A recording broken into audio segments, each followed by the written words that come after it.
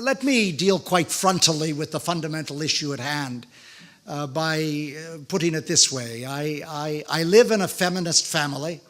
I belong to an organization suffused by a feminist impulse and feminist analysis, which all of us think is probably the most insightful and thoughtful analysis of the way in which the world works that is possible to construct.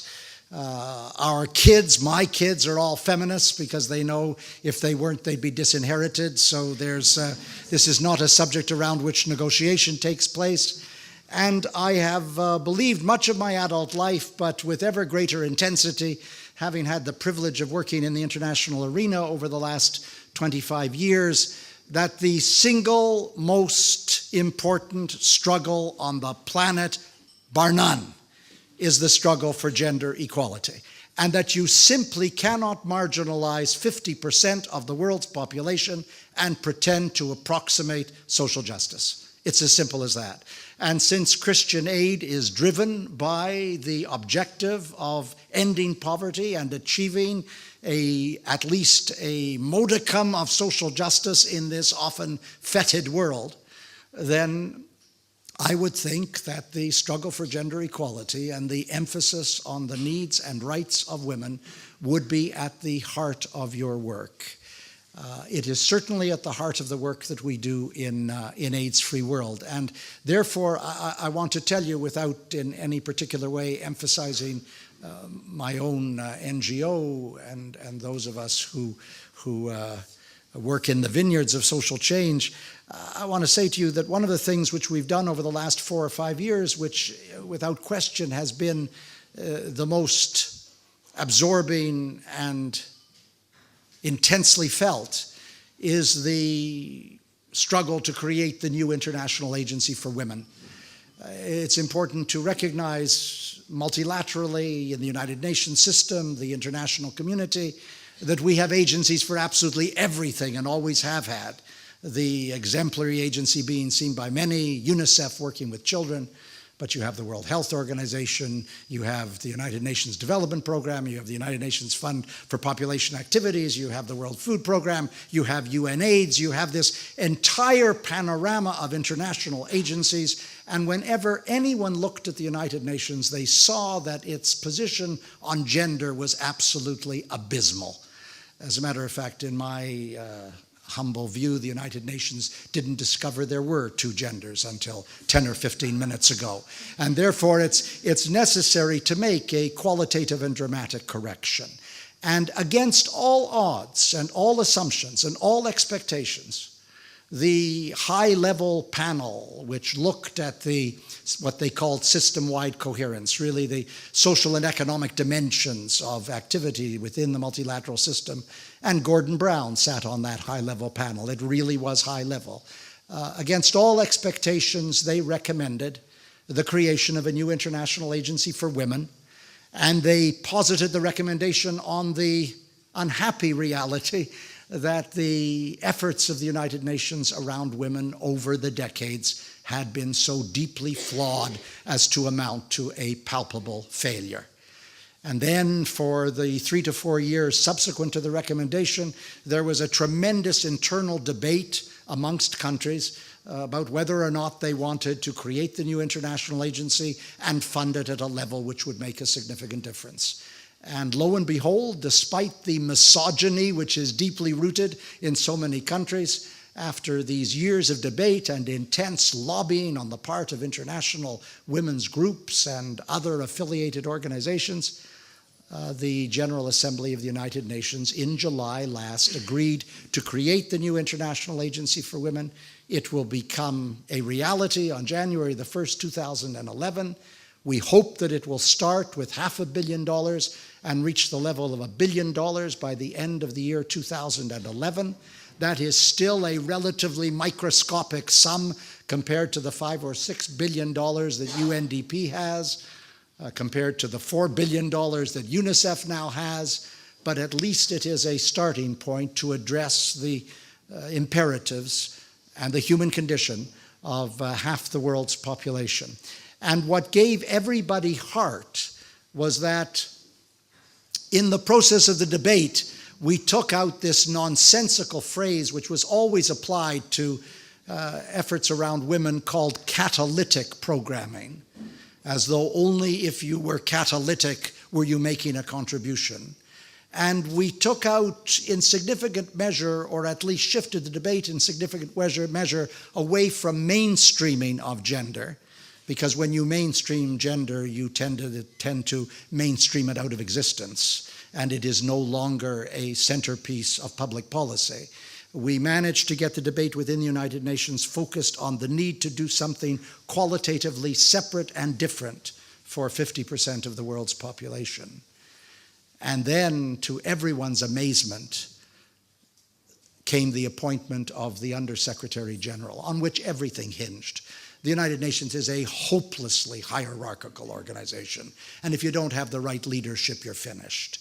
And all of us were concerned that some nondescript, inconsequential, mediocre person from the internal workings of the UN itself would end up being Undersecretary General, which would have been a calamity. But they went outside, as they should, and they've appointed Michelle Bachelet, as you undoubtedly know, the former president of Chile, a socialist feminist, as head of a UN agency. I thought there would be cardiac arrests throughout the international community. I couldn't get over the fact that such a remarkable appointment had been made. She's a person of astonishing capacity and influence. So now we have the emergence of an agency which will draw initially on the 4 small entities which were dealing with women's issues before within the UN system, part of this reform, and will draw, one hopes, upon a great many women outside the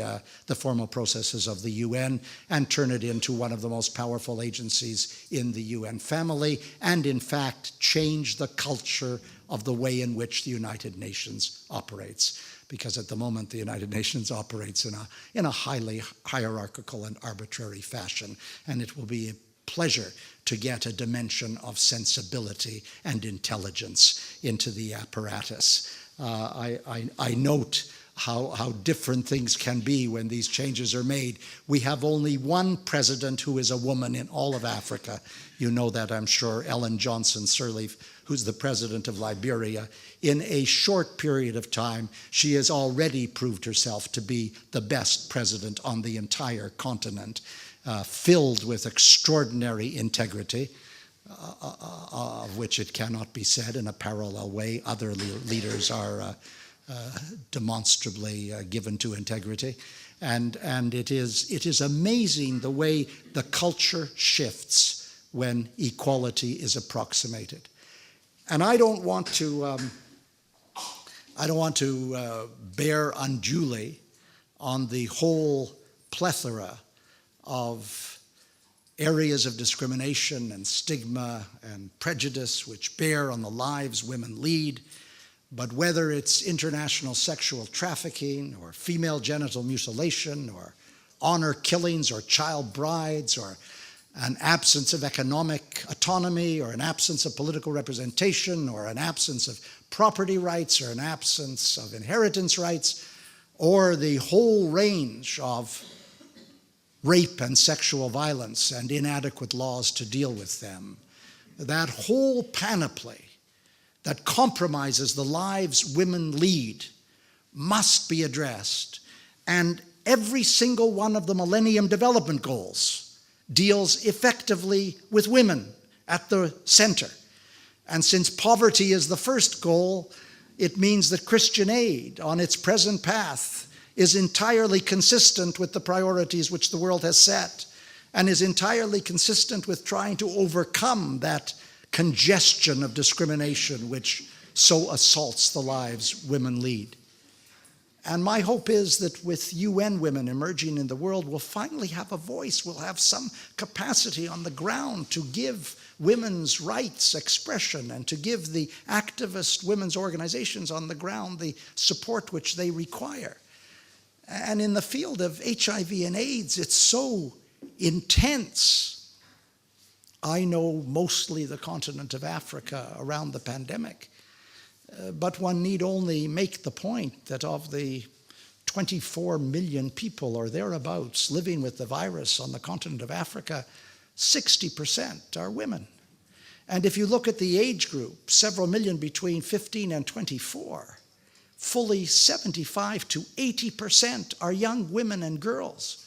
I mean, the disproportionate vulnerability to the virus is absolutely overwhelming, and it's all rooted in gender inequality.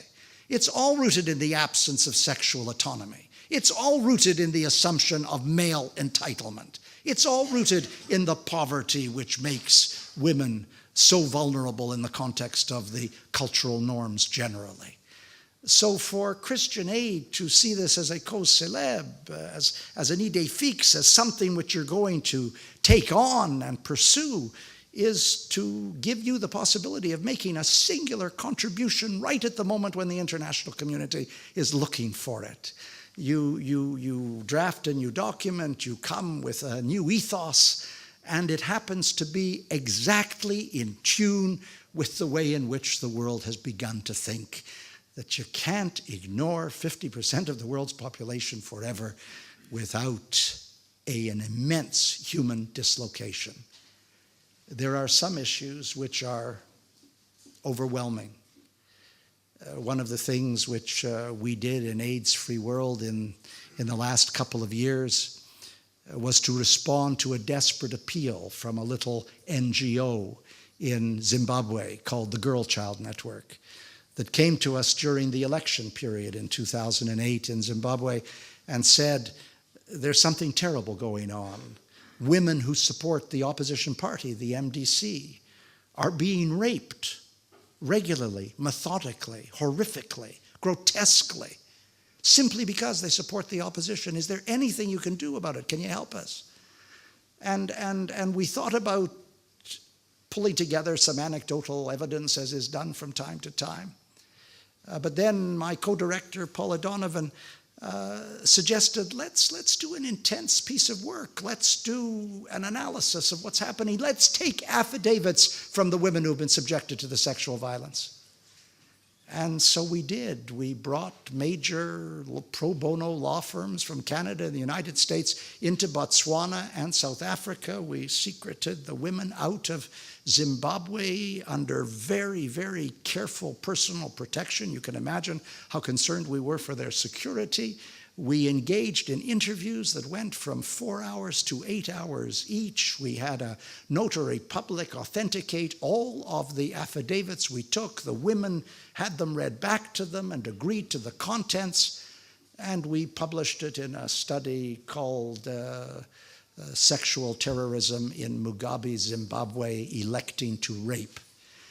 And what the affidavit showed was this terrifying pattern of lunatic and savage gang raping assaults where homes would be surrounded in the evening and war veterans and youth corps would stand outside chanting ZANU-PF songs and slogans and then breaking into the homes, gang raping the women, gang raping the girl children, sometimes killing the husbands, sometimes destroying the children, taking the women off to rape camps for 2 weeks at a time, and all of it premised solely and exclusively on the fact that the women were activists in the opposition. And the documentation of what we did was so overwhelming and yet so complete that we came to the appropriate conclusion that these rapes amounted to crimes against humanity, and we managed to articulate the chain of command right up to Mugabe himself, and we're now in the process in Southern Africa. I'm going to Johannesburg next week for the purpose. We're now in the process of in Southern Africa of finding ways through the application of a particular legal principle called universal jurisdiction of getting some of these predatory male figures before the courts. And the problem, the problem is that there are no voices. It's a ghastly reality that everybody is willing to talk about everything, particularly when men are murdered or more men are tortured conflict, or when the society is collapsing economically, or whether there's a cholera outbreak in Zimbabwe. But to talk about the sexual violence and the raping of the women is somehow for everyone a taboo, including the surrounding SADC countries. And one of the reasons that the UN Women's Agency is so important is that we'll finally be able to give voice on a continuing basis to the atrocities that occur in the lives of women. And no one will be able to escape it any longer. And it's so fundamental. I've never understood the way in which this world works around gender. I'm going to be 73 years old in a couple of weeks' time. And I thought I knew the way the world works. And I realized to myself, I don't. I don't understand how the international community can tolerate so much sheer unrelenting depravity visited on half the world's population in many ways, if not on the entire half. There certainly is no measure of equality that is complete in any society, including developed societies. And I suppose many of us who've been working in this terrain somewhat obsessively over the last 2 or 3 years have never felt it so deeply as we have felt it in the Democratic Republic of the Congo, which has pursued a war on women since 1996, where some 600,000 women have been raped in the most incendiary and nightmarish of fashions. You know, in the little capital of South Kivu, in the eastern region of the Congo, the cap in Bukavu, there is a hospital called the Panzi Hospital, a lovely little hospital. And it's run by a remarkable doctor named Denis Mukwege. And Panzi spends its entire time, practically, attempting surgically to repair the reproductive tracts of the women who have been turning up at the Panzi sometimes 12 to 15 a day after the most horrendous patterns of savagery. The use of guns, the use of knives, the use of corrosive chemicals. In the Panzi Hospital, they have a medical term which, frankly, I never anticipated hearing in my life. It's called vaginal destruction. And it makes you pause, because everybody in the world knows this is happening who have power to do something about it. There's been Security Council resolution after Security Council resolution requiring the protection of the women. We've got 20,000 United Nations peacekeepers in the Congo, the largest single peacekeeping force on the planet, who are required to protect the women, and they cannot and do not protect the women. We've got 12 United Nations agencies ostensibly on the ground in order to do something for the women, and they cannot and apparently will not protect the women.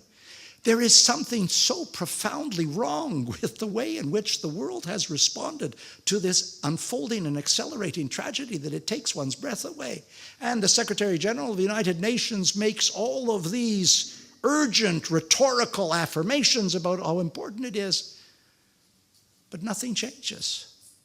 And the only thing that changes is the extraordinary courage and resilience of the activist women on the ground who collectively are engaging in a kind of fulcrum of empowerment to resist what is happening to them. It's so painful. You will have read or heard, I'm sure, of the most recent episode of gang raping in a community in North Kivu at the end of July, early August, where 250 women were gang raped methodically by marauding bands of militias. And a United Nations peacekeeping post was 20 kilometers away throughout the 4 days of the raping.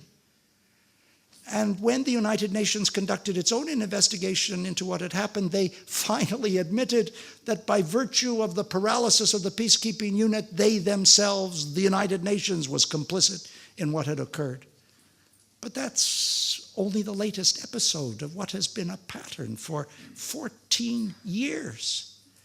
And I have to say to you that again, as an agency, to care about women's issues, to give priority to the poverty which so violates the lives of women, to deal with questions of maternal and infant mortality, to deal with the effort to achieve at least an approximation of gender equality, to withstand the pandemic of HIV and AIDS, understanding the toll it takes on women, leaving huge numbers of orphans behind, ultimately, ironically, looked after by their grandmothers. It is ever thus. It is always the women of the world, no matter what gradation, no matter what age range, who step in where others fear to tread.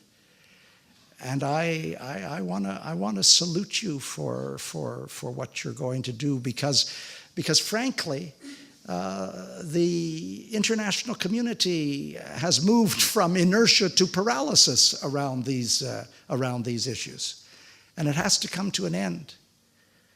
My colleague Paula always got agitated when we talked of rape as a weapon of war. And she pointed out, and it's now been largely adopted, that it's rape as a strategy of war. More and more, whether you were in the Balkans, you're in the Congo, you're in post-election violence after Kenya, you're in northern Uganda, you're in Colombia, there's no society which is immune to these acts of egregious excess. You have in the Congo militias understanding that if they go into a community and they rape all of the women, they will discharge the entire community, and what will be left behind are the minerals in the ground that the marauding bands so deeply want. So on these issues, we have to bring the attention of the international community to bear. And that's always best done by the organizations that have people in the field and work on the ground and speak with authenticity and speak with uncompromising principle and don't allow the alleged nuances of political roiling of the waters to take over the real struggle. We had a meeting of MPs, a handful of MPs earlier. We were talking about HIV and AIDS, about the continent of Africa, about some of these issues. And at the end of the meeting, one of the MPs, a lovely fellow, very, very bright, very progressive, said, "You have to understand, Stephen, it's very sensitive. We're in a difficult situation. The tabloids in the UK are all mad at the fact that we're spending money on international aid at all. And there are groups of MPs, certainly within the government caucus, who are resistant to using the money this way. It's also sensitive. And we have to make our friends out there, i.e. Christian Aid, understand these sensitivities." I want to say to you, I've heard that stuff all my adult life. And if we allow it to prevail, we actually doom the people whom it's designed to protect. And the way in which you take issues to heart is not to deal with them in the subterranean currents of ambiguity.